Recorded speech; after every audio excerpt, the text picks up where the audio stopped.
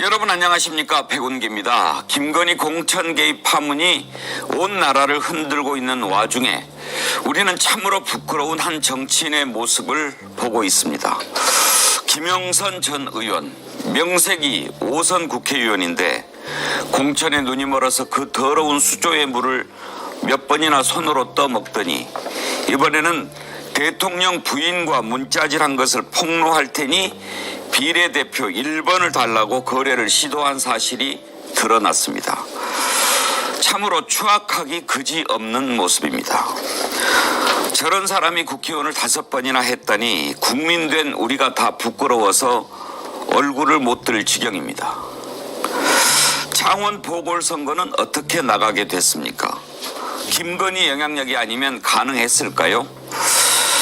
정말 본격적인 탄핵 국면에 접어들면 무능하고 무도한 대통령 하나 바꾸는데 그치지 않고 이런 썩어빠진 정치 행태도 싹 다 바꿔야 할 겁니다. 생방송 백운계 정치 1번지 출발합니다.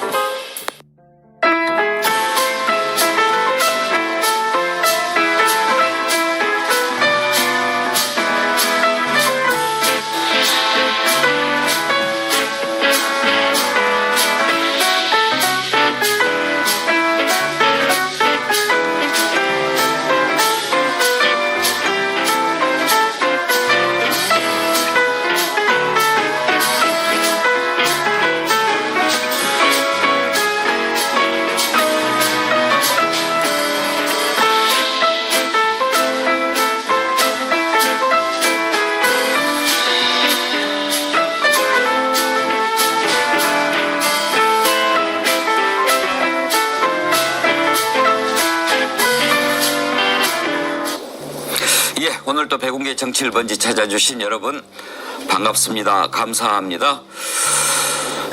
댓글 많이 남겨주십시오. 함께하는 방송입니다.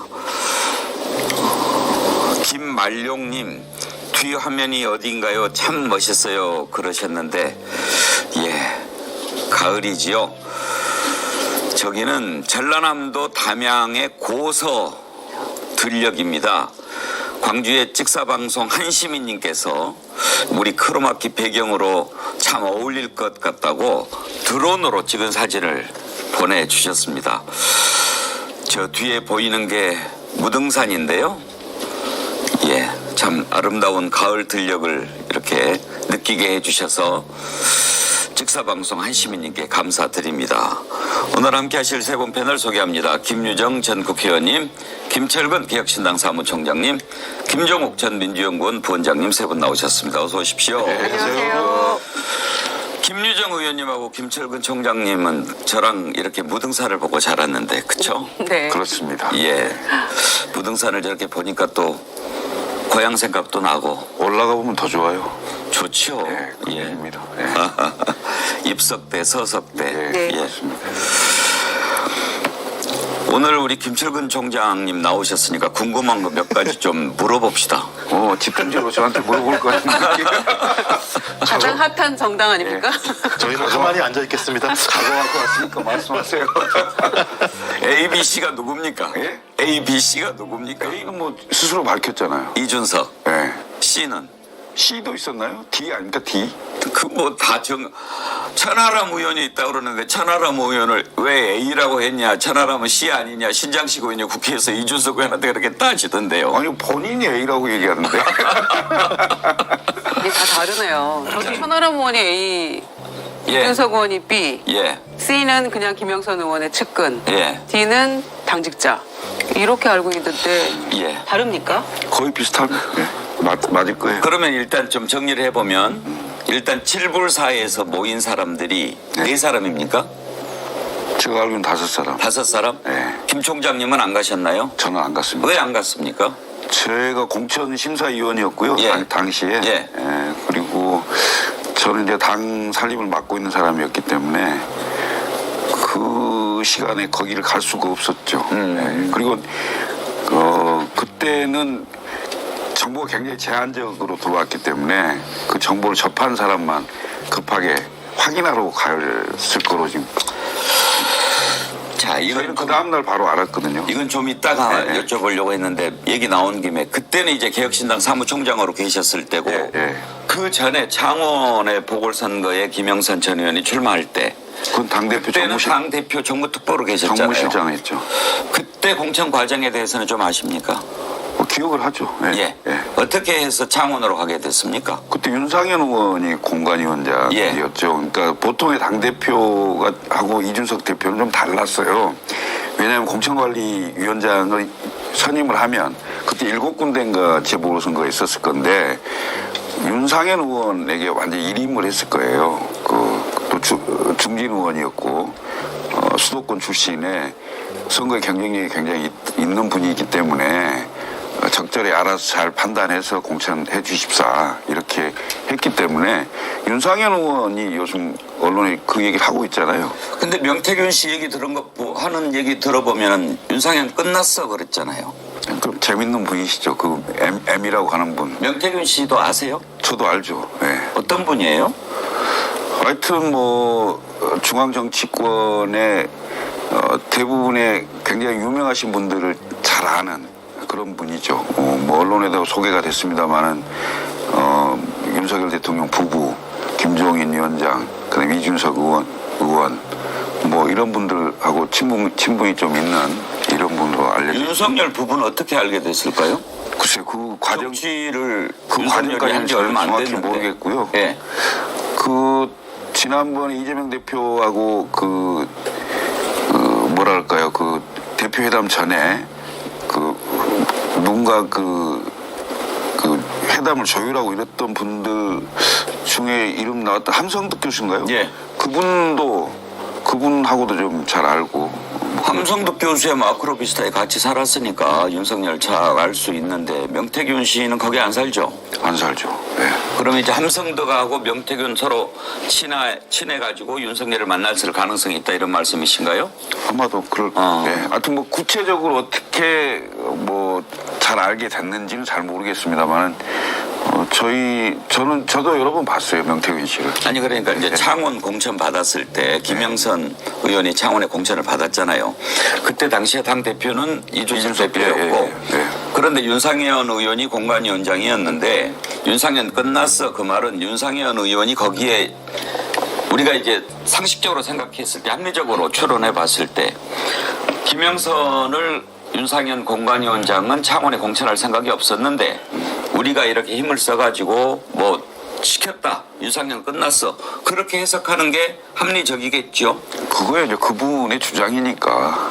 아니 우리가 명태균 씨의 주장이니까. 명태균 씨가 윤상현 끝났어라고 하는 말을 우리가 합리적으로 해석할 때 그렇게 해석하겠죠. 그거야 명태균 씨의 주장이기 때문에 명태균 씨는 자기가 뭔가 영향력을 행사해서 이렇게 했다는 식으로 얘기를 하는 거겠죠. 네. 그러면 김철근 총장님은 지금 와서 봤을 때 네. 김건희의 이런 입김 없이 네. 김영선 의원이 창원에 공천 받았을 거라고 생각하십니까? 당시에는 경남에 여성 지역구 의원이 한 번도 배출된 적이 없는 그런 상황이었고 그다음에 상대 당, 그러니까 민주당에서 여성 후보를 낸다는 얘기가 있었어요. 그런 상황이었기 때문에 경남 출신의 여성 정치인을 아마 당내에서도 찾았을 거예요. 그것은 지금 윤상현 의원이 하는 얘기하고 같은데 김유정 의원님, 네. 김철근 총장이 지금 그때 당시에 김영선 의원 공천된 것이 잘못된 것이 아닌 것 같다고 얘기하려고 그러는 것 같죠? 뭐 걸리는 거 없으시죠? 없죠. 내가 뭐 걸릴 게 뭐 아니 있습니까? 뭐 국민의힘도 아닌데 뭐 그걸 부담 갖고 그래요? 아니, 부담 가질 일이 없어요. 예. 아니 그때 공천을 재보선 때 김영선 의원 아니 언제적 김영선이지 또 다른 김영선이 있나라고 할 정도로 굉장한 놀랐었죠.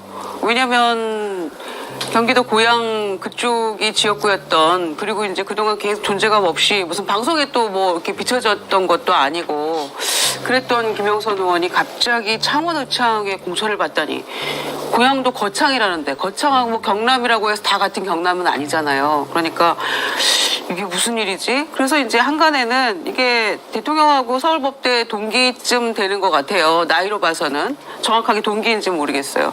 그런데 조홍천 의원 동기라고 하더라고요. 근데 그런 상황이어서 뭔가 작용을 했나라는 정도의 추정은 가득했었죠.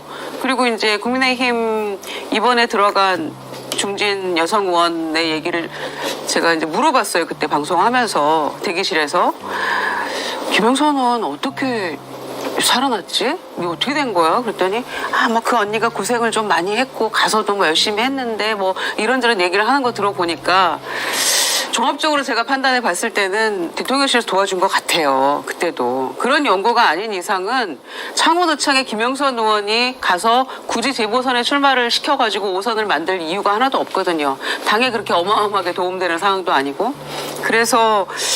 그런데 지금 명태균 씨가 통화하고 그런 내용을 들어보니까 적어도 본인의 주장에 따르면 대통령은 김영선이라고 말했는데 라고 얘기를 한 거고 사모하고도 통화해서 얘기가 된 거고 또 윤핵관 2명이 대통령을 팔아서 공천을 누구를 주려고 한 거를 내가 뒤집은 거야 라고 얘기하고 있지 않습니까? 그런데 김영선 의원이 저절로 하늘에서 뚝 떨어져서 창원으로 갔겠습니까? 그러니까요. 김철근 총장님한테 좀 더 물어보죠. 세금 도둑 잡아라님. 김철근 총장님 평소답지 않게 왜 오늘은 말을 더듬으십니까?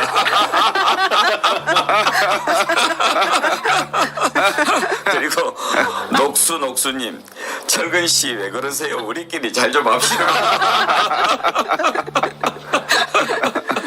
잘 좀 해주세요. 잘하고 있는데. 저도 지금 감기가 걸려가지고 목소리가 잘 안 나오니까 바로바로 대답 좀 잘해주세요. 그러면 이제 알겠습니다. 당시에 창원에 공천했던 것은 미스테리로 좀 남겨두고 이제 그 다음에 논란이 되고 있는 게 지금 이제 칠불사 모임 아닙니까? 근데 왜 칠불사에서 만난 거예요? 칠불사에 김영선 전 의원이 거기에 있었을 거예요. 그때 거기 네, 있으면서 네. 이쪽으로 와달라고 그런 네, 겁니까? 명태균 씨하고 같이 있었을 겁니다. 그럼 명태균 씨가 김영선 의원하고 이렇게 아주 가까운 사이는 맞는 모양이네요. 맞습니다. 예. 그렇습니다. 그러면 칠불사 있는데 그래도 명색이 개혁신당 대표인데 이준석 의원 내려와 뭐 이렇게 하고 그러면 내려갑니까? 내려와가 아니고 예. 그러니까 제보할 게 있다. 어? 그리고 그걸 확인해야 되잖아요. 그걸 이제 예를 들면 그 뭐 전송을 하거나 이렇게 해서 볼 수가 없으니까 직접 가서 내용을 확인하기 위해서 간 거죠. 예. 그리고 이제 그때 당시에는 그 굉장히 바쁜 상황이었거든요. 제 기억으로 2월 말인데 2월 29일이고 그 다음날 3월 1일 날이 금태섭 의원 선거사무소 개소식이 있었던 날이어서 기억을 하거든요.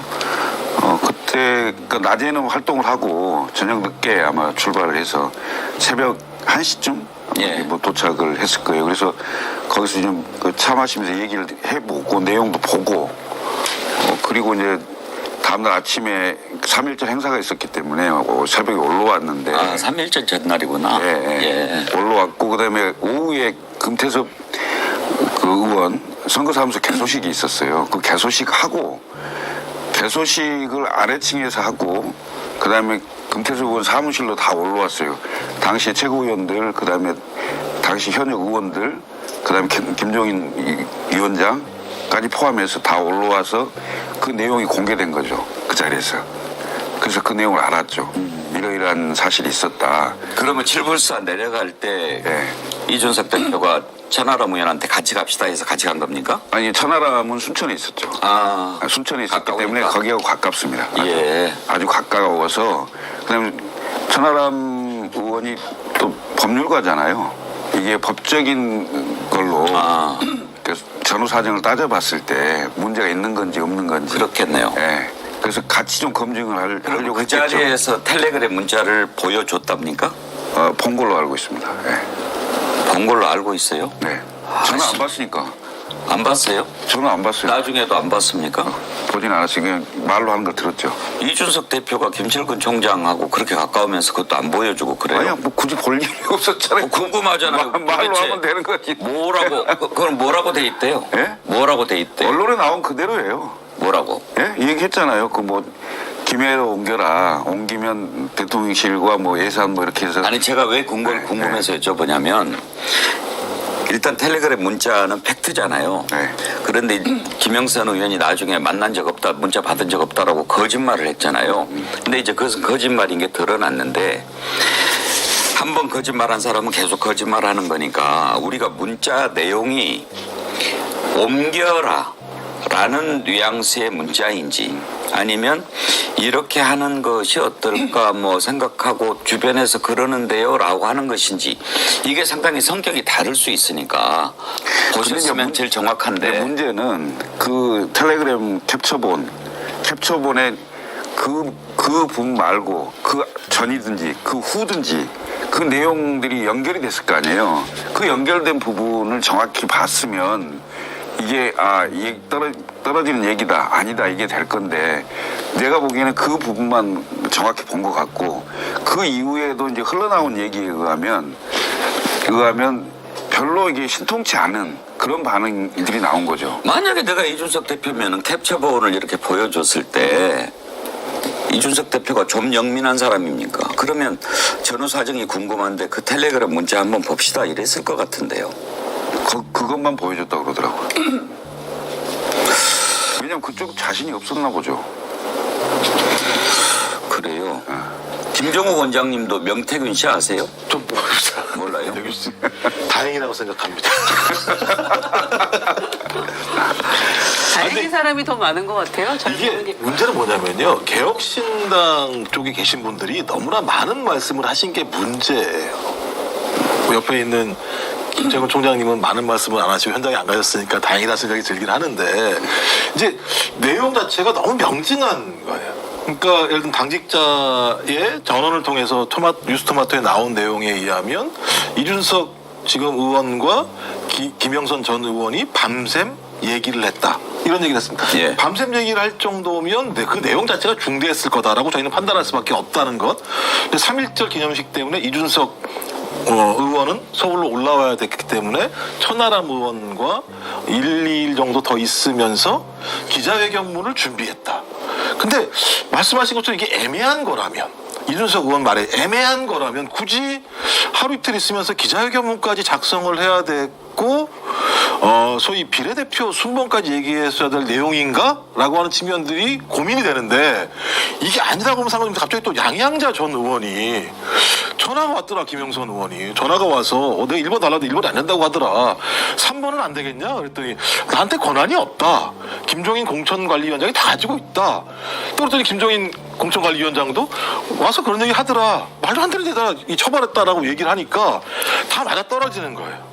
근데 양양자 전 의원이나 소위 이제 김종인 공천관리위원장은 이 내용을 정확히 모른다고 하더라도 이준석 천하람 두 의원은 이 내용을 정확히 알았으니까 이렇게 깊게 얘기하지 않았겠는가.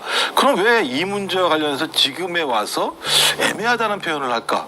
그때는 안 애매했는데 지금은 애매해진 건가? 이제 이게 안 맞는 측면들이 있는 거죠. 그래서 저는 개혁신당이 고민할 필요가 없을 것 같다는 느낌이 많이 들거든요. 이 문제는 어떤 형태로든지 성공했건 실패했건 대통령 부인이 권한이 없으면서 공천에 개입하려고 하는 정황은 명확했기 때문에 같이 협공을 하면 되는 상황인데 약간 반발 정도 빼시는 느낌이 있어서 이제 이게 좀 고민스러운 대목인 거죠. 같이 가자 이렇게 어깨 걸자 그러는데 어깨를 반만 거시니까 그래서 이제 오늘 옆에 오셨으니까는 같이 거셔야 되는 거 아닌가 이런 말씀을 드리려고 저는 생각을 한 건데. 뭐 제가 생각하기에는 이준석 대표가 천하람 의원을 그때 같이 동행해서 갔지만 더 신뢰하고 더 속 깊은 얘기를 나눈 사람은 김철근 총장이에요. 제가 알고 있죠, 그거. 예. 그런데 이제 김철근 총장이 이제 오늘 지금 말씀하시는 걸 들어보면 뭔가를 좀 조심하는 것 같은데. 애매합니다. 뭘 조심하는 거 없는데 뭐 물어보세요. 총장님이 좀 애매합니다 지금. 김말룡님, 앵카님 더 말을 크게 하세요. 김철근 총장 더 나올 것 같아요. 그러면 그거를 한번 물어봅시다. 내가 이 문자 이거 폭로할 테니 1번 달라 그런 요구를 그날 했답니까? 비례대표 관련된 얘기가 있었어요. 근데 그 김영선 전 의원이 그 수조물 먹고 뭐 이런 것도 있고 했기 때문에 우리 당 색깔하고 전혀 맞지가 않는다. 그리고 우리 선거 전체 판을 개혁신당이 망할 수 있다. 그래서 그 금태섭 의원 그 선거 사무소 계속하고 당의 주요 인사들이 대부분 다 있었기 때문에 거기서 그 얘기가 있었는데 다 부정적이었어요. 그리고 또 실제로 이 대표, 이준석 대표도 아마 현장에서 그거 안 된다고 했을 거예요. 근데 그때 당시에 개혁신당은 현역 의원 확보가 상당히 좀 필요하지 않았습니까? 아니, 필요하더라도 예. 돈 그 몇 푼이 중요한 게 아니거든요. 아니, 안 그러면 비례대표 한 명도 못할 상황도 생길 수 있어요. 그렇잖아요. 3% 이하면 한 명도 안 되거든요. 그 판단을 해야죠. 돈 그 얼마 들어오겠다고 해서 실제 돈은 5명이 되면 보조금이 한 6억 정도 되거든요. 4명일 때는 한 1억밖에 안 돼요. 제가 이제 사무총장을 해서 선거를 치러봐서 알지만 그 25억 정도 더 받는다고 해서 비례대표 3명, 5명이 되는 게 아니잖아요. 한 명도 안 될 수도 있어요. 김영선 의원을 1번 줬으면은 이미지가 다운될 거라고 생각했을까요? 개혁신당을 새로 창당한 의미가 없는 거죠. 예. 분명히 그런 요구를 하기는 했다. 김종인 당시 공관위원장도 확인을 해줬습니다. 방송에서 했던 얘기를 한번 들어볼까요? 아니, 나는 내가 공천관리위원장으로서 기본적으로 내세운 원칙이 있어요. 예. 그때 사실은 개혁신당에 있는 의원도 몇 사람이 자기네들도 비례를 하기를 원하는 사람들이 많았습니다. 그렇겠죠. 그래서 나는 전직 의원은 절대로 비례 들어올 수가 없다, 나 얘기를 했어요. 그게 원칙이셨어요. 네, 그런데 뭐 김영선 의원이 무슨 처음에는 뭐 1번을 달라고 그랬다가 나중에 3번 달라. 그건 뭐 얘기할 것도 없이 그건 거론의 가치가 없으니까 난 상대도 안 해버린 상황인데. 그러니까 이제 내가 그 문제에 대해서 일체 반응을 보이질 않으니까 김영선 의원이 우리 집을 또 많이 찾아왔던 것 같아요. 근데 집으로 김종인 네, 위원장 우리- 댁으로도 찾아왔어요? 우리 집사람을 만나러 찾으러 온 거죠. 사모님을 만나러? 네. 그 우리 집 사람도 전혀 만나주질 않다가 예. 하루는 출근하는 길에 마주치게 돼서 할 수 없이 만났다는 거예요. 예. 그러니까 우리 집 사람이 뭐라고 그랬냐면은 당신이 개혁신당에 비례가 되면은 개혁신당은 망한다. 그러니까 그 말 끄집어내지도 말아라 하고 보내버렸대요. 그러니까 지금 실질적으로 뭐. 그래서 김종인 위원장께서는 결국은 김영선 전 의원을 안 만나셨어요? 안 아니, 만나주셨어요? 나는 절대로 그건 안 된다고 내가 얘기를 한 사람이니까. 절대로 안 된다고 공표하고 사모님한테도 단단히 주지시킨 다음에 아니, 뭐 나는 뭐 주지 안 시켜도 우리 집 사람도 그런 정도는 판단할 줄 아니까. 예. 그랬던 거지. 나는 그 예. 이상의 그건 난 별로 알지를 못해요.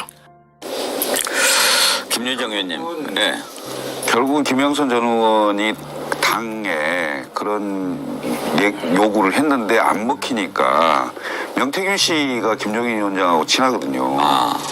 그럼 결국은 김종인 위원장을 직접 가서 뭐 설득을 해봐라, 얘기를 해봐라 이렇게 했을 개연성이 있죠. 그래서 실제로 찾아갔고 그마저도 안 된 거죠. 결국은 제가 보기에는 김영선 의원이 실패한 거죠. 근데 김영선 의원은 참 집요하네요. 집요한데 조금 머리가 부족한 것 같아요. 아니 김건희 갖고도 안 되는데 김종인 갖고 되겠어요? 이제 2판 4판이니까 다 해보는 건데요. 수돗물 그렇게 뭐 7번인가 먹을 정도면 집요한 거죠. 그리고 아직 그 후쿠시마 오염수 아직 방류 전인데도 그걸 그렇게 먹었으니까 얼마나 억울하겠어요. 그때 내가 그걸 왜 먹었던가 지금 할 텐데 종합해보면 이런 거잖아요. 그러니까 이제 대통령실이나 정권에서는 실패한 쿠데타는 쿠데타 아니라고 주장하고 싶은지 모르겠습니다만은 이미 공천 개입이 된 거고 그래서 창원 의창에서 기밀을 옮긴 거에는 이미 입김이 작용한 거라고 저는 생각합니다. 명태균 씨가 얘기했잖아요. 사모가 컷오프 됐다고 알려줬고 빨리 내일 컷오프 되는 걸 발표하기 전에 오늘 빨리 김해로 간다고 얘기를 하고 그게 기사가 나야 된다라는 얘기를 한 거 아닙니까? 지인하고 통화하는 과정에서. 그래서 9시 몇 분에 통화했는데 10시 몇 분인가가 그 기사가 나고 김해로 간다 이런 얘기가. 그래서 그거를 그러면은 김건희 여사한테 보내줬겠죠. 이제 기사가 빨리 나야 된다고 얘기를 했다니까. 근데 그 과정만 보더라도 나중에 국민의힘에서는 어차피 의원 평가 하위 10%에 들어가서 컷오프 되게 되어 있었다라고 주장합니다만 그거는 창원의청에 그대로 머물렀을 때 그냥 컷오프 되는 것과 그 컷오프 발표하기 전에 김해로 옮겨가지고 이미 다른 모색을 해봐라라는 언지를 준 셈인데 이미 개입이 된 거라고 저는 봐요. 그리고 실제로 그렇게 옮겨졌고 그러면서 본인은 선당우사 하는 것처럼 내가 조혜진 의원과 함께 당을 위해서 김해로 가서 뭔가 해보려고 한다라고 본인은 주장했었잖아요. 그런데 조혜진 의원이 펄펄 뛴 거 아닙니까? 무슨 소리 하는 거냐고 내가 언제 김영선 의원과 함께 김해로 가서 이렇게 하기로 한 적이 있냐라고 굉장히 불쾌해하면서 항의를 하니까 김영선 의원이 그거는 명태균 씨한테 얘기해서 처리하게 해라 이렇게 말했다는 거 아닙니까 또.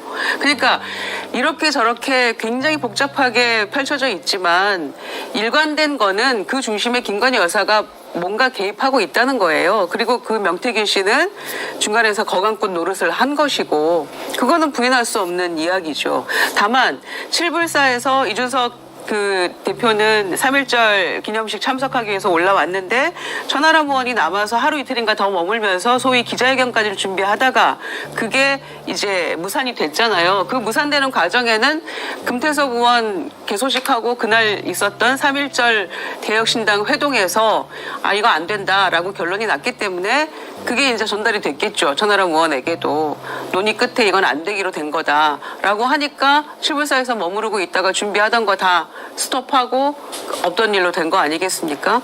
그런데 이준석 대표나 천하람 의원이 이 상황 판단에 있어서는 뭐 둘째가 라면 서러워할 분들인데 김영선 의원이 들고 있던 그 카드가 기자회견에서 해볼 만은 하겠다라는 판단 정도 하려면 그게 선의에 좋은 정도였어라고 얘기하는 걸로는 우리가 이해하기는 어렵지 않습니까? 여사의 선의의 조언이라고 이준석 그 대표가 일보 뉴스토마토 지난번 첫 번째 보도의 내용을 보고 뭔가 완결이 안 된 거고 선의의 조언 같았다라고 얘기하는 걸로는 조금 납득이 안 되는 측면이 있죠. 뭔가 큰 게 있는데 지금 다 밝히지 못하고 있는 거고 가장 비겁한 건 이 순간의 김영선 의원인 거죠. 박하튜브님께서요. 오늘 오후 1시에 뉴스토마토에서 또 김건희 관련된 것을 공개한다 뭐 이렇게 저기 했는데 사실 이제 6시 17분 시간까지 막 고지를 하면서 어제 방송한다고 하니까 많은 사람들이 많이 몰려 들어가가지고 아침에 서버가 다운될 정도로 못 들어가고 막 그랬어요. 저도 확인을 못했어요. 기사가 안 열리더라고요. 들어가지가 않아서. 안 열려요.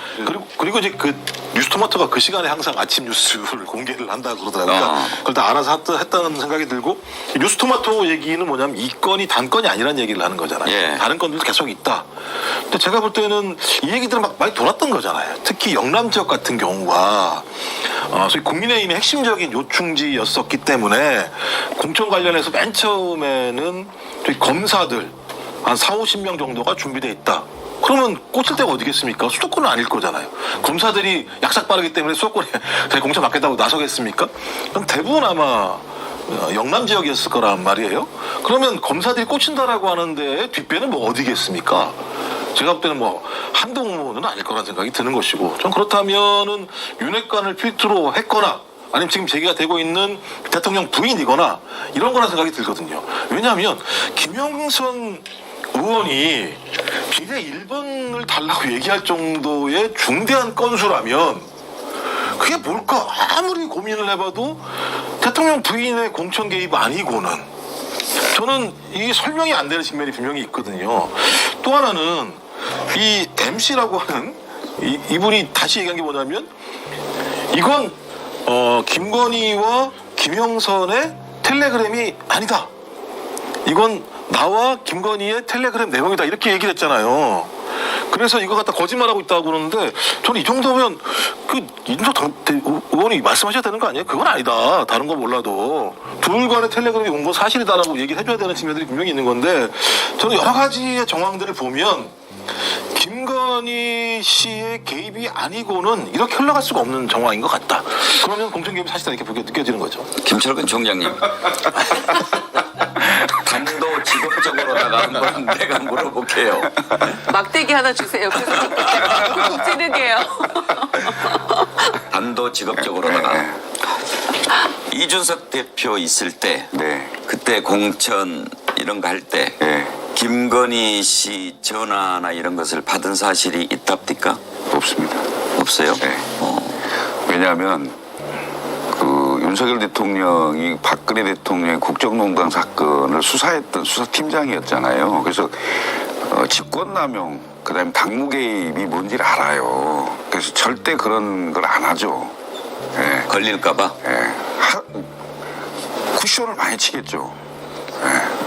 안 그 그렇습니까? 하는 방법을 알 거다. 예. 들키지 않게 개입하는 방법을 전화 직접적으로 전화 전화하거나 오지는 않았어요. 전화 온 건 없는 걸로 알고 있습니다. 문자는요? 없었어요. 문자도? 네, 네. 그러면 한동훈하고는 왜 문자질을 하고 이준석 대표하고는 문자를 안 하죠? 아니 한동훈하고 김건희 여사는 굉장히 오랜 세월을 같이 많은 일을 해오신 관계잖아요. 그러니까 거기는 뭐 검사 때부터 무슨 일이 있어도 보안을 유지할 거고 지켜줄 거다라고 하는 뭐 신뢰가 있고 그런 게 있었지 않을까요? 예. 이준석 대표한테는 그런 신뢰가 없었다. 신뢰의 문제가 아니고 대통령 선거 때도 그 갈등이 많았잖아요.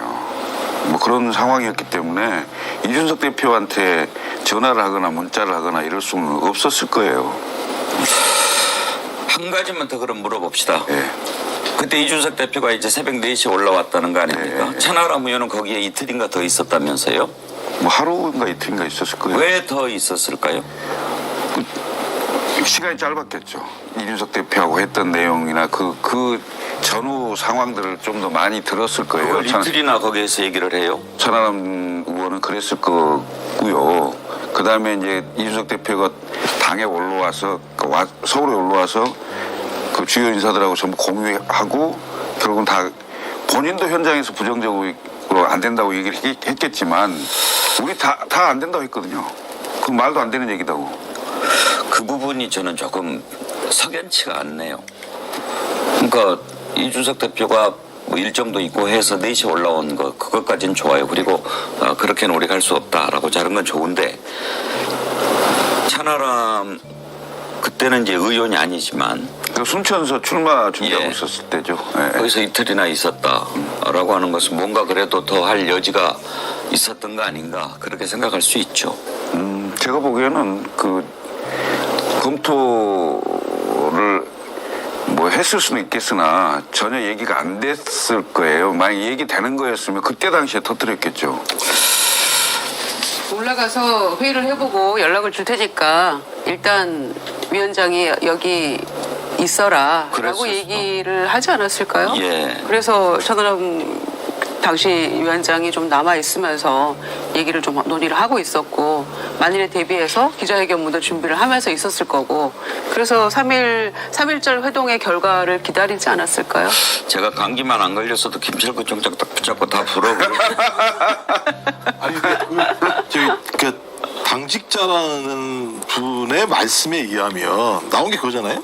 기자회견문을 준비했고 1번은 문제가 있으니 3번 정도까지 하자라는 얘기가 됐다라고 하면 저는 이 정도가 됐다면 내용물에 대해서는 일단 김영선, 천하람 두 사람은 합의한 측면이 있는 것 같다라는 생각이 들고 그 다음 나온 게 결렬 이유가 어떤 거냐 그랬더니 이 김영선이라는 현직 의원이 이 문제에 대해서 총대를 메고 싸울 생각이 없더라. 가장 중요한 문제인 거죠. 그러니까 이거 가지고 무슨 이준석 의원이나 천하람 의원이 싸울 수 있는 건 아니니까 김영선 의원 당신이 그러면 당신이 가지고 있는 증거를 내놓고 당신이 싸워.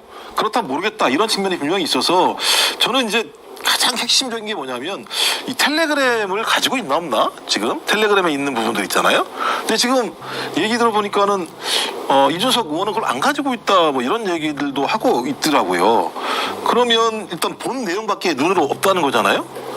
그럼 제가 볼 때는 더 의심이 되는 건 명확한 증거를 가지고 있을 수 있겠다 김영선이. 왜냐하면 이제 그런 증거들을 주지 않겠죠 당연히. 주는 순간 그 증거는 빼박이니까 그럼 더 많은 증거들을 김영선과 이 MC는 다 가지고 있을 거다. 그러면 이거 제부터 수사의 영역인 부분인 거죠. 지금 상황에서는. 그러니까 그 DC의 주장이죠. 그 DC는 아마 그분도 전원에 의해서 들었을 거예요. 직접 본인이 참여를 했거나 이러지는 않은 상황에서 DC의 주장이죠, 주장. DC가 그 칠불사 회동에 참여했다라고. 칠불사에는 있었지만 그 회동에는 없을 수도 있어요. 그럴 수가 있습니까? 그렇죠. 칠불사에 왜 갔습니까 그러면은? 아니요, 5명이 있었는데 5명 중에 한 명이라고 5명이 들었는데. 있었는데 그 이준석 김영선 두 사람은 밤샘 토론 들어가서 했고 나머지 3명은 나와 있었다고 얘기를 맞아요. 하더라고요. 근데 여가 상관없이 또 천하람 의원하고 같이 있었을 거 아닙니까? 또 부분적으로는. 그 내용들을 알 수 있는 가장 핵심적인 인물인 건 사실이죠. 누가 뭐라 그래도. 그리고 이제 그 기자회견문 얘기는 그것도 DC의 주장일 뿐이에요. 그리고 첫 번째 보도에서 A1, B1, C, 그 다음에 MC 처음 나왔고 D 당직자 나왔을 때 그 D가 한 얘기가 내가 다 가지고 있다라고 얘기를 했어요. 텔레그램 그 주고받은 거를 가지고 있다.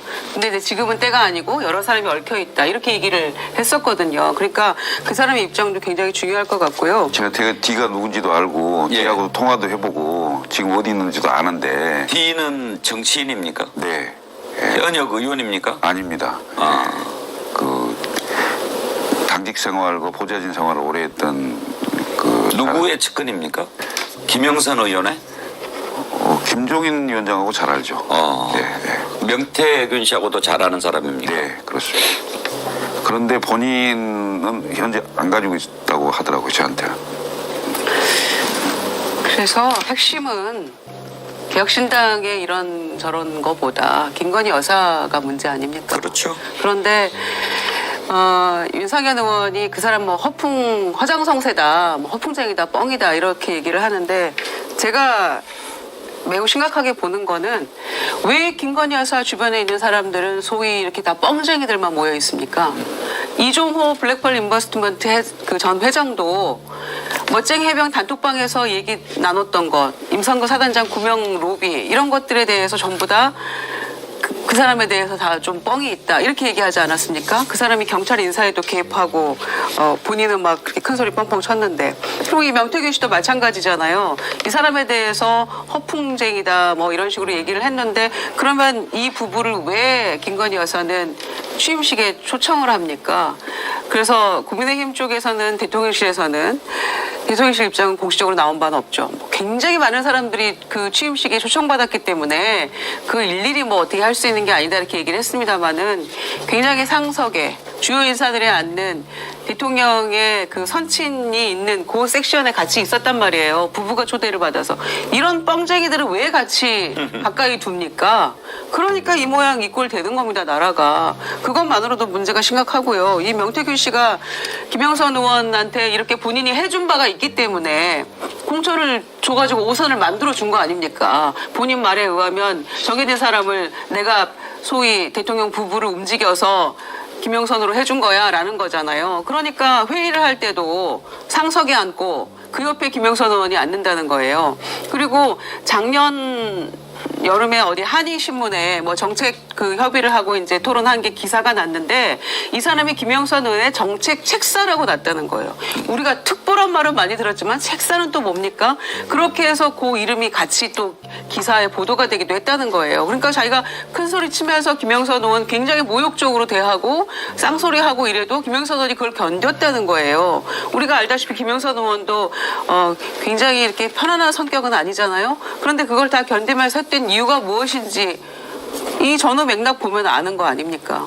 그런데 실불사에서 명태균 씨는 무슨 멘트를 했을지도 진짜 궁금한데 가만 보고만 있었을까요? 이렇게 다 전방위적으로 본인이 흔들면서 득이양양 기세를 부렸던 사람이 거기서 가만히 있었을까요? 그러니까 거기 모인 사람들이 매우 중요한데 예를 들어서 김영선 의원이 이거를 공개할 테니 비례대표 1번을 달라. 그럴 요량으로 이준석 대표한테 보자고 했으면 명태균 그리고 DC가 있어야 할 이유가 뭐냐 이거예요. 왜 그 사람들이 그 자리에 같이 있어야 되는지. 이준석 대표 입장에서도 그 사람들이 필요가 없고 그렇다고 그러면은 물리치고 그냥 만나서 얘기할 수도 있는 거 아닙니까? 그래서 두 사람만 얘기했다는 거 아니에요? 나중에 물리치고. 예. 그래도 그게 다 모여 있으면은 나중에는 다 드러나게 돼 있는데 좀 석연치 않은 해명인 것 같습니다. 그러니까 뭔가 지금 이제 윤석열, 김건희 이 두 사람이 하는 것은 다 거짓말 천지고 뭐 해명이 아예 안 되는 거지만 그래도 그런 당에서 안 된다고 그래서 나와서 만든 개혁신당이니까 적어도 국민들이 궁금해하고 좀 의아해하는 부분이 있으면 완전히 클리어하게 설명을 해주고 아 그렇구나 이렇게 해야 되는데 뭔가가 남으면 뭐가 남아 있는 것 같습니다. 저희는 다 클리어하게 설명을 하고 있는 건데. 아니 제가 볼 때 이제 그렇게 추정할 수 있죠. 제가 볼 때 그 D라고 하는 당직자와 M이라고 하는 명태균 이 두 사람이 일종의 대리인처럼 사전에 예를 들면 이 부분에 대해서 확인을 했겠죠. 그렇게 이해하는 게 가장 좀 타당한 거 아니겠습니까? 사실인지 아닌지 확인을 했을 거고 그렇다면 이 두 사람에 대해서 이준석 그 의원은 이 당직자를 신뢰했을 거고 그다음에 김영선 의원은 또 이 명 씨를 신뢰했을 거고 좀 그렇다면 이 내막을 제가 볼 때는 가장 잘하는 사람은 소위 이제 명과 그다음에 D 당직자라고 볼 가능성이 제가 볼 때 보는 게 좀 맞다는 생각이 분명히 들고요. 그러니까 이 당직자하고 이준석 의원은 잘 모르는 그냥 얼굴 정도 아는 수준의 사람이었고요. 그때 당시에는. 그래요? 예. 그 이후에 그 입당을 했죠. 예. 그전에 그건 입당하기 전입니다. 그런 이거 상황이었기 지금 때문에. 그냥 참고로 총장님 그 우리 지금 뭐 다들 막 알려져 가지고 삽장님께서 D는 김범준 현 개혁신당 당대표 비서실장 이렇게 다 공개됐어요 그러는데 맞습니까? 제가 확인해 주기는 어렵습니다. 예, 알겠습니다. 뭐 지금 막 그 며칠 지나니까 이니셜로만 나왔던 사람들이 막 이렇게 나오는가 봐요. 맞아요. 예. 예. 아, 그때 당시에는 이준석 대표하고 그렇게 잘하는 사이가 아니었군요. 예.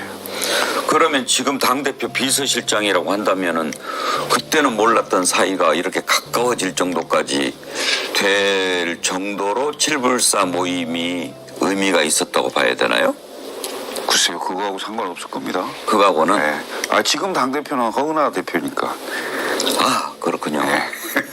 그러니까 이제 어떻게 봐도 이제 말씀하신 거 이준석 의원은 모를지 몰라도 명과 D는 잘 알았을 거라고 판단되는 거죠. 예. 또 굳이 거기를 데려갈 이유가 없는 거잖아. 이준석 의원이 이 사람을 잘 모르는 사람 데려갈 이유가 없었을 거고 그렇다면 이 사실 가장 잘하는 사람은 명과 그다음에 지금 D라고 하는 두 사람이 가장 잘할 수밖에 없을 거다. 그러면 저는 이 정도면 둘은 그 내용 가지고 있었다라고 추정해 보는 것 자체가 뭐 맞지 않을까 이런 생각도 자, 들고요. 이 정도 해야 될 것 같습니다. 뭐 더 한다고 그래서 우리가 더 뭐 나올 것 같지는 않고 그러면 이 부분은 오늘 정리하고 다른 이슈로 넘어가죠.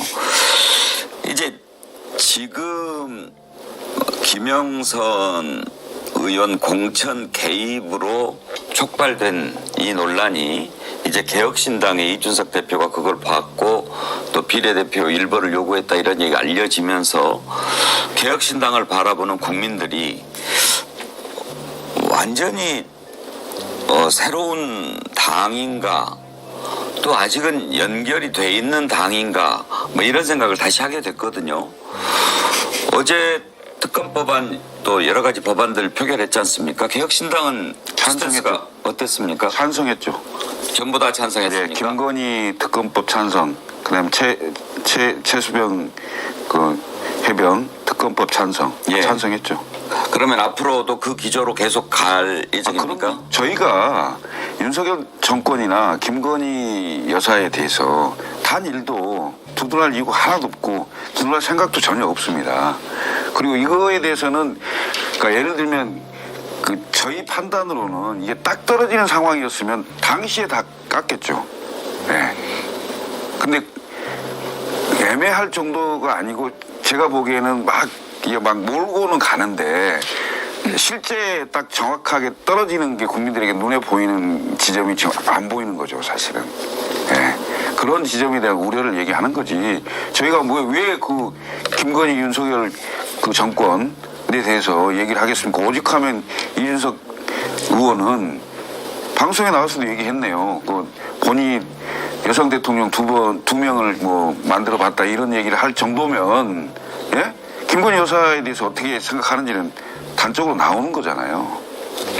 그러니까 저는 이제 이준석 의원의 애매라는 표현에 대해서는 저 동의하지 않지만 그렇게 얘기할 수 있다는 생각이 분명히 들거든요. 그때까지. 근데 이제 어제 뉴스토마토에서 나온 녹취 내용을 보면 전 상황은 변했다고 생각을 하는 거예요. 그러니까 2022년도 명태균 씨가 통화한 내용 보면 사무하고 전화해가 대통령 전화해가지고 이런 얘기를 했다는 게 나왔었고 거기엔 아까 이제 뭐 김주영 의원님 말씀하신 것처럼 대통령은 나는 김영선이라 했는데 일하되 이렇게 얘기했었고 2024년도에는 김영선 컷오프요 여사가 직접 전화 왔어라고 하는 내용들이 나와 있습니다. 전 이 정도라면 아까 저기 김정은 의원님은 뻥쟁이라고 얘기했으면 제가부터 예언가 같아요. 만약 거짓말을 했다면 예언가인 거잖아요. 이런 거짓말을 해서 결론적으로 이 사실이 됐으면 예언가인데 예언가는 아니라면 이 전화 녹취 내용에서 본인이 얘기한 것들의 신빙성이 높아질 수밖에 없다. 그렇다면 그 이전에 애매성을 넘어서 이제 개혁신당은 애매의 문제가 아니라 김건희 씨의 공천 개입에 대해서 본격적인 수사가 된다라고 하는 이제 방향각이 좀 바뀌어야 되는 측면들이 분명히 있는 거죠. 이제 그런 걸 제가 볼 때 이제 해줬으면 좋겠다 이런 요청을 드리는 거죠. 네. 그 명태균 씨가 그 통화한 녹취록이 나온 이라는 사람 있잖아요. 그 이라는 사람이 누구냐는 거죠. 그 사람이 현재는 안 밝혀졌는데 그 사람한테 명태균이 한 얘기가 명태균 주장이지. 예? 예를 들면 무슨 뭐 여사나 대통령의 목소리가 직접 나오는 상황 같으면 그거야 딱 떨어지는 상황이지만 지금 현재 이런 얘기들 자체가 전부 명태균의 주장이잖아요, 사실은. 근데 이제 그 기자의 얘기를 들어보니까 명태균 씨가 역술인이냐 이러니까 예. 역술인이 아니라는 거예요. 그런데 직관력과 예지력이 있대요. 그럼 예지력이 있는 겁니다. 아는 거죠. 그리고 광고 회사를 좀 했었고 그리고 지금은 이제 여론조사 뭐 이런 걸 하면서 정치인들하고 굉장히 이제 인맥을 좀 마당발이다. 이제 이렇게 얘기가 나오는 겁니다. 이제 그래서 이런 사람이니까 뭔가 본인이 얘기하는 거를 자신 있게 막 얘기를 하면서 여사한테 빨리 보내줘야 되고 그러니까 오고 가고 뭔가 했다는 거 아니에요 계속해서. 그런데 사람들이 이거를 놓고 허풍쟁이고 뻥이라고 하니까 그 뻥만으로만 볼 수 없는 어떤 이 정황 증거들이 녹취록을 통해서 드러나고 있는데 다만 거기에 여사의 목소리나 여사가 보냈다는 문자나 혹은 대통령의 목소리나 이런 것들이 지금 보도가 안 됐기 때문에 우리가 결정적인 지금 단서가 없는 거 아니냐라고 바라보고 있는 거죠. 그런데 그 뉴스토마토 기자는 굉장히 폭넓게 취재를 했고 많이 취재를 했습니다. 그래서 살라미처럼 이거 우리 잘라가지고 계속 보도를 할 겁니다. 이렇게 얘기를 하더라고요. 그러니까 아까 말씀하신 대로 저는 이제 그건 모르고 있었는데 1시쯤에 만약에 또 다른 보도가 후속 보도가 이어진다면 우리가 궁금해하는 부분들에 대해서 조금 단서를 제공해주는 보도가 되지 않을까 싶습니다. 예. 오늘 1시에 또 발표를 한다고 해서 어떤 내용이 나올지 궁금한데 어제 공개됐던 명태균 씨 그 통화 내용을 한번 다시 들어보겠습니다. 그러면 좀 우리가 그림을 그려가는데 도움이 될 것 같으니까요. 들어보시죠. 여보세요? 네, 본부장님. 기사 그 썼어요? 쓰셔가지고 주셨던데. 쓴 게 아니고 내 거지. 내가 쓴 거지. 아, 그 한 거 그냥 갖다 놓은 거잖아. 네네. 근데 그게 중요한 게 아니고 기사가 오늘 떠야 돼. 네네, 알겠습니다. 내일 아침에 그 컷오프 네. 발표돼. 알겠습니다. 김영수 컷오프야. 여사가 직접 전화 왔어. 그러니까 빨리 기사 빨리 내갖고 확인하고 그 기사를 네. 여사한테 줘야 돼. 나한테 빨리 보내. 네네. 저 부분이 이제 걸리는 게 여사가 직접 전화 왔어라고 하는 건데 실제로 저랬을까가 중요한 거고 혹시 좀 사소한 건데 본부장이라고 이렇게 부르고 기사 쓰고 그러는데 뭐 어디 취재본부 이런 거를 하는 사람입니까? 그건 잘 모르겠습니다. 그 명태균 씨가 여론조사 회사를 예. 아마 운영한 거 그거는 제가 좀 알고 있고요. 기사는 뭘까요? 그건 모르겠습니다. 그 아마 그 내용상 보니까 컷오프 된다는 내용을 미리 알고 예. 그 제공을 해서 기사화 시켜갖고 그걸 다시 받아가지고 뭐 보내줘야 된다 뭐 이런 걸 얘기한 것 같아요. 김해요. 김해로 간다. 김해로 간다. 커더프가 됐으니까 창원에선 이제 안 되는 거잖아요. 그러니까 김해로 가서 내가 희생한다라는 기사를 빨리 내서 그걸 이제 김건희 씨한테 보내줘야 된다 그 기사를 그렇게 나오게 되면 이제 본인이 텔레그램의 말에 의하면 김해로 가라라고 얘기를 했으니까 저 이렇게 됐다. 난 간다. 그러니 나 도와줘라. 이런 기사를 빨리 내야 된다. 뭐 이런 내용이죠. 그러니까 당에서 내일 컷오프 발표가 난다. 창원 의창에서 김영선은 컷오프다. 그러니까 당에서 공식 발표가 나버리면 끝나는 거잖아요. 그러니까 창원은 안 되니까 김해로 옮긴다라고 김영선 네가 빨리 말해서 그거를 기사화시켜라 오늘.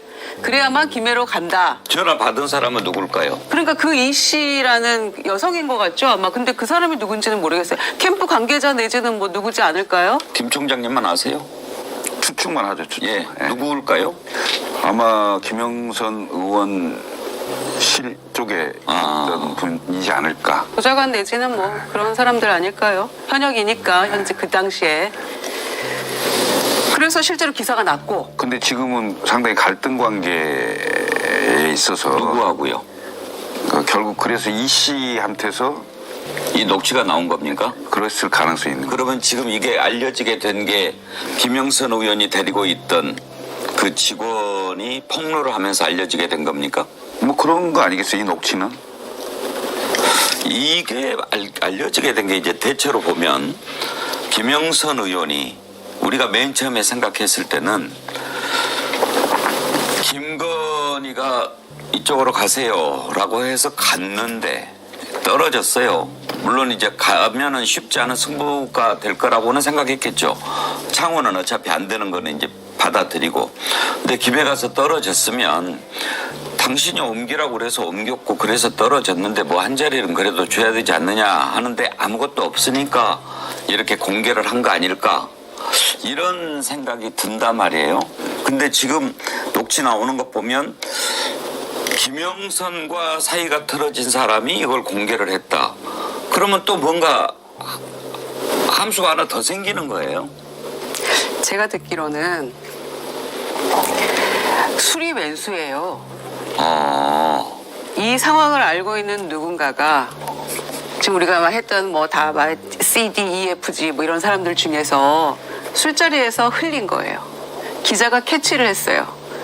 그래? 그러면서 팠어요. 파서 누구한테도 물어보고 하니까 이게 아기가 맞는 거예요. 그래서 알려진 겁니다. 제가 듣기론 그래요. 김유정 의원 말씀을 들으니까 정리가 딱 되네. 우리 김철구 총장도 좀 그렇게 좀 정리를 좀 해주라니까. 막대기 주시라니까. 끝나기 전에 누군지 빨리 알아요. 찔러야지. 그러니까 대체로 A, B에서 나왔을 거예요. 어디서 나온지를 다 안다고 어떤 자리에서 어떻게 나와. 근데 제가 말씀을 드릴 수가 없잖아요. 그래서 정리가 안 되는 겁니다. 말씀을 주세요. 우리 이은주 반장님이 진실은 결국 밝혀지게 됐는데 김철근 총장님 오늘 말씀 후회 안 하실 자신 있으신 거죠? 네. 그러지 마시고 속 시원히 앵커님과 우리 정어리들에게 술술 털어놓으시죠. 우리 정어리 TV도 특종 좀 따내보게요. 근데 말씀 안 하시네요. 뭐 또 실명을 직접 거론하는 것은 이제 부담스럽죠. 네, 저도 실명을 거론하기가 그래서 예. 들었지만 뭐 제 눈으로 본 거 아니니까. 어떤 사연인지 말씀 안 하십니다. 알겠고 자 예. 그러면 이제 우리가 궁금한 게 과연 이게 어디까지 번질 것인가. 지금 조국 신당에서는 이게 바로 스모킹 건이 될 거다라고 하는데 그렇게까지 될까요? 그 내용을 한번 좀 다뤄보도록 하죠.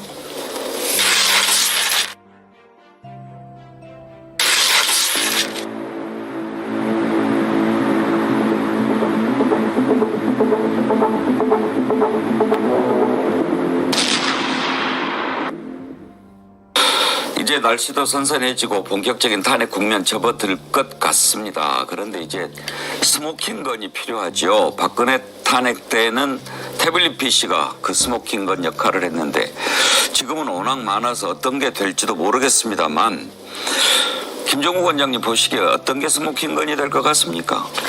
저는 오히려 이것보다는 최혜병 특검 문제가 더 중요할 거라고 좀 봐요. 왜냐하면 이거는 직권을 남용하기 명백하게 드러나는 사건인데 아마 이것도 제가 볼 때는 끝까지 이 최근에 벌어진 김건희 씨의 공천 개입 문제 같은 경우도 계속 지금 프레임을 짜고 있잖아요. 뭐 컷오프 됐는데 무슨 예를 들면 또 나오는 내용이 직권이 없는데 어떻게 남용을 하냐 이런 식의 논리를 만들고 있고 대통령은 이걸 철저히 지킬 거라고 생각이 들거든요. 그래서 더 이상 나올 수 있는 내용 자체가 뭐가 있을까라는 느낌이 들기 때문에 그렇긴 합니다만 이제 문제는 증거의 문제는 아닌 것 같아요. 이제 분노의 문제인 거지. 저는 국민들의 분노가 이 건 터지기 전에 어디서 터졌냐면 마포대교에서 터졌다고 생각하거든요. 마포대교의 그 사진을 보면서 뭐 하자는 거지? 명품백도 받았는데 졌다고 처리가 됐는데 그 상황에서 본인이 마포대교에서 대통령 같은 역할을 하고 있지 여기와 결합됐을 때 이 공천 개입이 중대한 파고가 된다는 생각이 드는데 지금 같은 경우는 아직까지는 애매모호한 것 같아요. 그래서 저는 이 부분에 대해서 계속 지금 옆에 김철근 총장님한테 말씀드리는 게 이준석 의원이 애매하다고 말씀하시면 안 된다라는 말씀을 계속 드리려고 하는 거예요. 한쪽 측에서 애매하다고 얘기를 하기 때문에 계속 보수층 같은 경우는 이거 과도하게 얘기하는 거 아니야? 라고 생각을 하거든요. 근데 이걸 깨주셔야 됩니다. 근데 제가 볼 때 뒤에 나와 있는 녹취 정황을 보면 공천에 개입한 건 제가 볼 때 명징해 보여요. 그러면 명품백 받고 그다음에 마포대교 가서 대통령 행세하고 거기다가 공천까지 개입했어라고 하는 게 가야 되거든요. 그래서 이 부분 관련해서는 좀 개혁신당이 상당히 중대한 지금 역할이라고 하는 지점이 와 있다. 그래서 좀 애매성을 좀 버리셨으면 좋겠다. 이런 생각을 하고 있는 거죠. 그림을 그렇게 그린다고 그렇게 되는 건 아니고요. 제가 보기엔 가장 중요한 게 지금 지지율인데 국정용 지지율이 지금 20%를 찍었잖아요. 이게 지금 일자로 바뀌는 상황이 되면 사실 4년차 임기 말 현상이 지금 2년 좀 지났는데 집권 초부터 지금 있었던 거잖아요.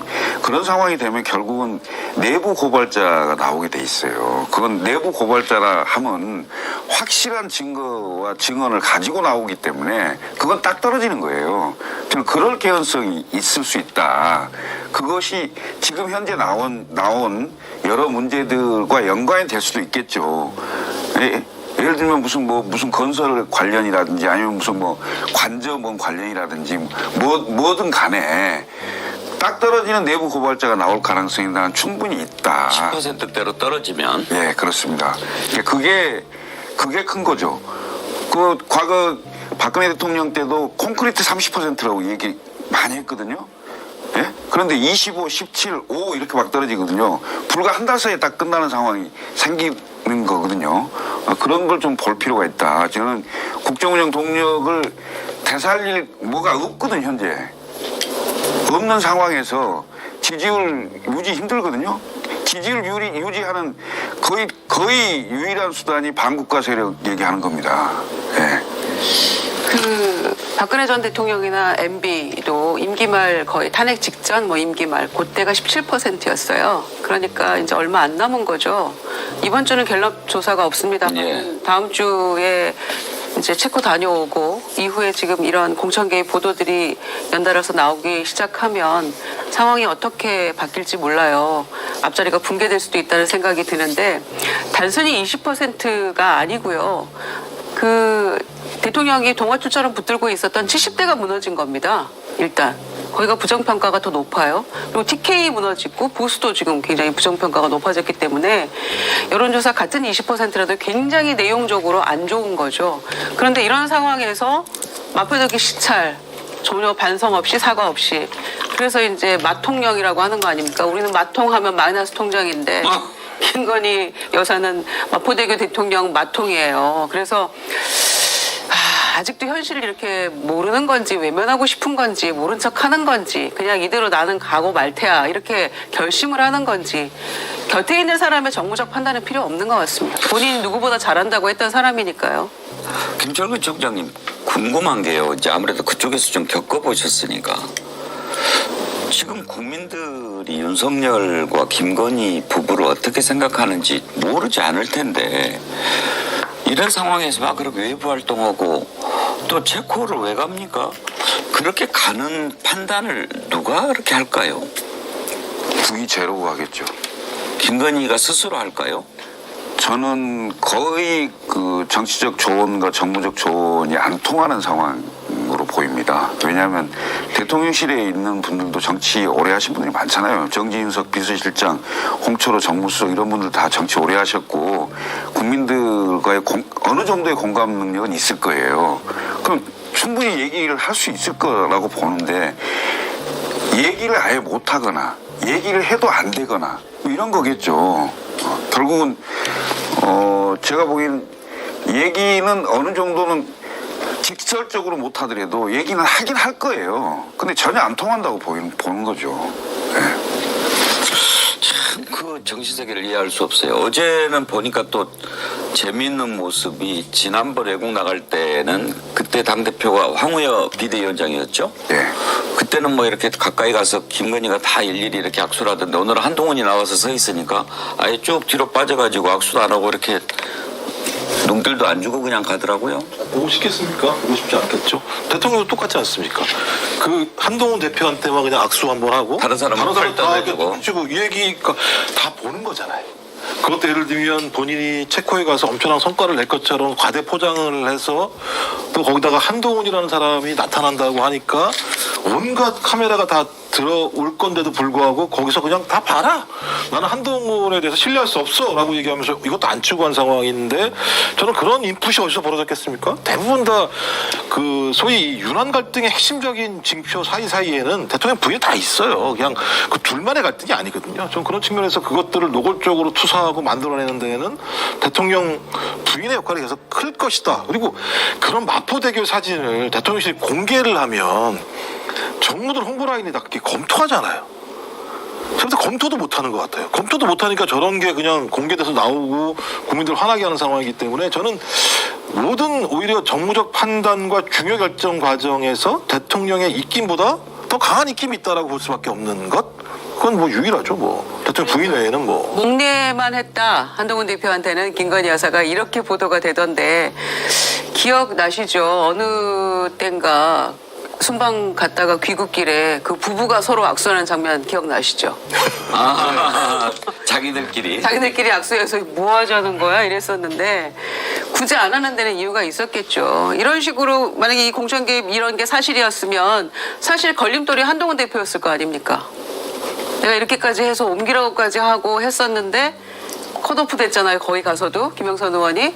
그러니까 그런 거 저런 거 포함해서 비리까지 해서 다 꼬인 거 아니겠어요? 이런 문제들이 숨어 있기 때문에 악수조차 하기 싫은 그런 티를 팍팍 낸 거겠죠. 어제 아침에. 예. 지금 이제 윤석열 돌아와서 24일 날 한동훈과 만찬한다고 하는데 이번에는 그러면 무슨 수가 생길까요? 끝으로 짧게 이 내용 다뤄보도록 하겠습니다.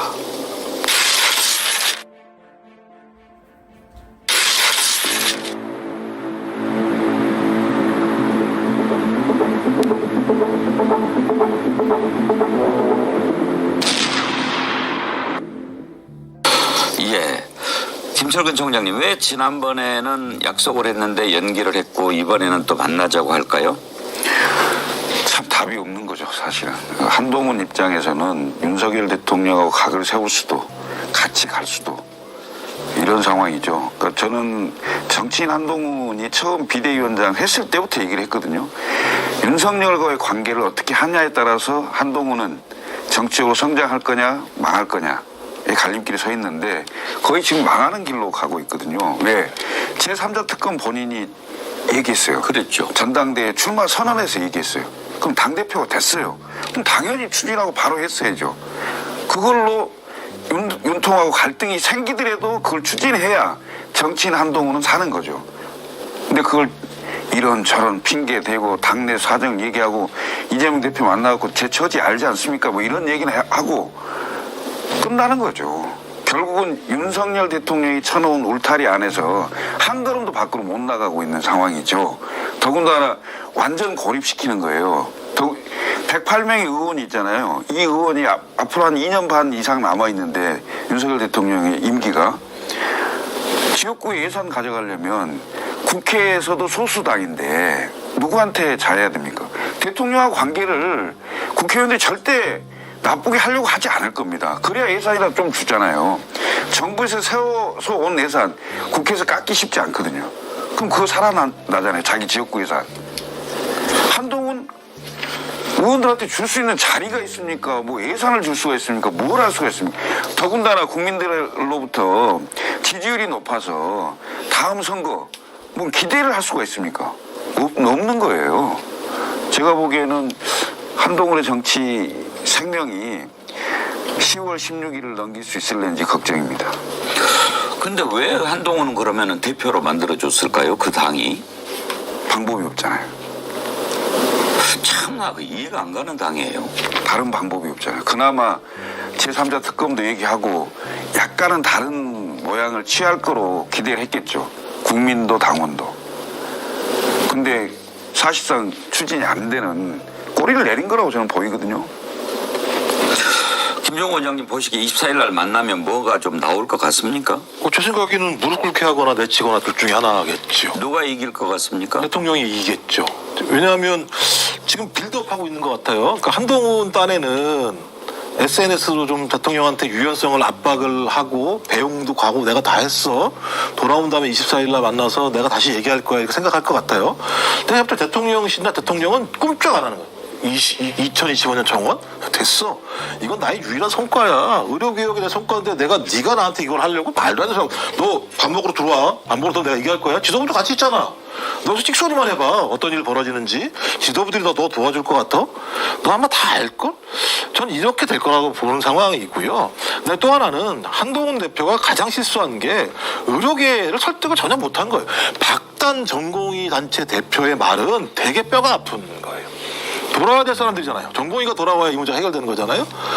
예를 들면 당신 나한테 한 번도 만난 적 없잖아. 비공개로 만나가지고 자기가 공개해놓고 그 다음에 내가 만나자고 한 번도 만난 적이 없잖아 라고 얘기하는 건 한동훈이 아무리 어떤 판을 깔아준다고 하더라도 나는 당신 신뢰할 수 없어. 돌아올 생각이 없거든 얘기했어요. 그러면 적어도 그 카드 갖고 들어가야 될 거 아니에요. 대통령하고 밥을 먹으려면. 그 카드도 없는데 거기 가서 본인이 유연성을 발휘하세요. 그러면 너는 네 목숨이나 잘 건져 뭐 이런 생각 이런 부분이기 때문에 카드가 저는 한동훈에게 있지 않고 대통령에게 가 있다 이렇게 생각을 합니다. 그 만찬이요. 만찬도 아니고 제가 보기엔 거의 회식이에요. 회식. 아, 한동훈 대표만 부른 게 아닙니까? 20-30명 만나요. 여기 당의 최고위원 지도부 다 가죠. 거기 주요 당직자 갑니다. 그리고 대통령실에 비서실장 이하 수석급들 다 와요. 그럼 이거 회식입니다. 회식. 이 윤석열 정권 회식하는 거예요. 난 또 독대인 줄 알았네. 그러니까 독대를 좀 이 만찬을 그렇게 하고요. 독대를 따로 1시간 정도 하면서 깊은 이야기를 나눴다라고 보도가 될 수 있다면은 뭐 얘기라도 조금 입이라도 조금 뻥끗할 수 있을지 모르겠어요. 결과는 차치하고라도. 그런데 그 만찬 한번 했다는 걸로는요 아무 성과 없습니다. 8월 30일 날 만찬하기로 한 거 한 달 미룬 건데 그 전 상황하고 똑같고요. 더 악화될 거예요. 아마. 그 전에 만날 사람들 다 만났지 않나요? 다 만났죠. 필요한 사람들은 네. 한동훈만 빼고. 아까 김철근 총장님은 이제 한동훈은 그 울타리에서 벗어나지 못하고 소멸될 것 같다 이렇게 전망하셨는데 김윤정 의원님 보시기에도 한동훈 앞으로 미래가 밝지 않습니까? 지금 하는 거 봐서는요 대통령 그 부분에서 벗어나기가 어려울 것 같아요. 그러니까 본인이 당권에 도전했을 때 이런 어려운 상황을 예측하지 못한 건 아니겠죠. 그런데 할 수 있을 거라고 본인 스스로 믿었던 것 같은데 한 발짝도 앞으로 못 나가고 있잖아요. 그래서 할 수 있는 게 별로 없을 것 같은데 두고 봐야죠. 어떻게 헤쳐나가는지. 예. 그나저나 참 저는 그게 궁금해요. 국민의힘도 민심의 바다에 이렇게 떠 있는 배 아닙니까? 그러면 지금 민심이 어디로 가고 있는지 이렇게 다 알 텐데 이번에 필리버스터 못한 것도 사실은 방어가 안 돼서 그러는 거 아니겠어요? 그러면 뭔가 좀 일도 양단 결론을 내려야 되는 거 아닙니까? 내년에 선거가 없어요. 그러면은 내후년에 지방선거, 그 다음에 대선이 있는 거잖아요. 그러니까 국회의원 입장에서는 가장 편한 시기를 지나가고 있는 상황이죠. 지금 상황에서는 국회의원들이 민심보다는 용심을 더 보겠죠. 윤심을 보겠죠. 국민의힘 의원들 입장에서는. 그럴 거라고 보여집니다. 그리고 더군다나 이제 필리버스터를 안 하는 건 이렇게 얘기를 하잖아요. 김건희 여사를 옹호하고 보호하려고 하는 이미지를 더 줄 수 있다고 판단하기 때문에 필리버스터는 안 하겠다 뭐 이런 거잖아요. 아니 필리버스터 하면 뭐 할 말이 뭐가 있겠어요. 근데 오히려 김건희 커버가 됩니까? 오히려 요즘 필리버스터는 재밌어요. 그것도 의석비에 따라서 야당 의원들이 신청하면 발언권 다 줘야 돼요. 예? 어쨌거나 쉴드 불가해요. 국회의장만 한마디로. 고생하지. 네. 제가 볼 때 국민의힘은 잘 모르는 것 같아요. 그리고 알려고 하지도 않는 것 같아요. 그 2016년 그 탄핵 과정을 보면 한 6개월 동안 30에서 3 왔다 갔다 하다가요. 한 달 사이 20% 떨어졌다가 딱 마지막 달에 17%로 떨어지면서 그 다음에 5%로 확 내려가는 상황인데, 그러니까 민심을 알 수가 없어요. 속도를 따라갈 수가 없으니까 기존의 정치 방식을 가지고. 근데 거기다가 살려야 될 사람이 너무 많잖아요. 대통령뿐만 아니라 부인까지 있지, 이런 상황이기 때문에 저는 국민의힘은 저렇게 예를 들면 민심과 모르게 갈 수밖에 없는 상황이다, 이 생각이 들어요. 오늘 여기까지 하고 김철근 총장님 가시기 전에 하나 물어봅시다. 탄핵에 대해서는 개혁신당 입장은 뭐예요? 탄핵이요? 예, 윤석열 탄핵에 대해서. 개헌 얘기를 했잖아요. 예. 그 임기 단축 개헌을 할 수 있다면 그게 더 좋겠다 이런 생각을 하죠. 예. 그리고 임기 단축. 예. 일부에서는 그런 얘기를 해서 물어보는 거예요. 어떤 이준석 의원이 85년생이죠. 네. 아직 나이가 40이 안 돼서 탄핵해서 새로 대선해도 대통령 선거 못 나가니까 질질 끈다고. 뭔 소리입니까? 내년 3월 30일이면 만 40이 되는데요. 그래요? 알겠습니다. 4월 1일부터 바뀔 수도 있고.